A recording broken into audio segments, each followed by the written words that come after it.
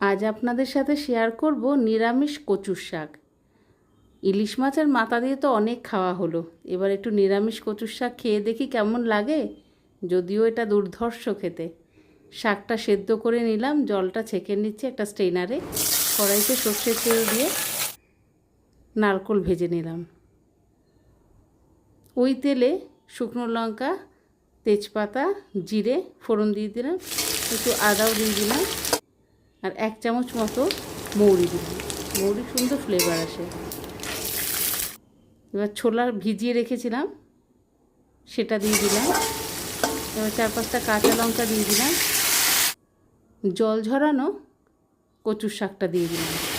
এবার মিডিয়াম ফ্লেমে রেখে এটাকে ভালো করে কষাতে হবে নুন আর হলুদ দিয়ে। এবার নারকেল কুচি দিয়ে দিলাম। সেদ্ধ তো অর্ধেক হয়েই গেছে, 80%। এবার এই জল শুকানোর পালা। এবার একটু জিরে দিয়ে দিচ্ছি, তবে এই জিরেটা কিন্তু আমি কড়াইতে তেলে নিয়ে গুঁড়ো করে নিয়েছিলাম সুন্দর ফ্লেভারের জন্য। মিষ্টি স্বাদের জন্য একটু চিনি, আর এটা কন্টিনিউ নাড়তে হবে, না হলে নিচে লেগে যাবে। একটু লেবুর রস দিয়ে দিলাম।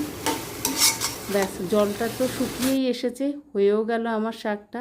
ভিডিওটা ভালো লাগলে একটা লাইক, একটা কমেন্ট করুন।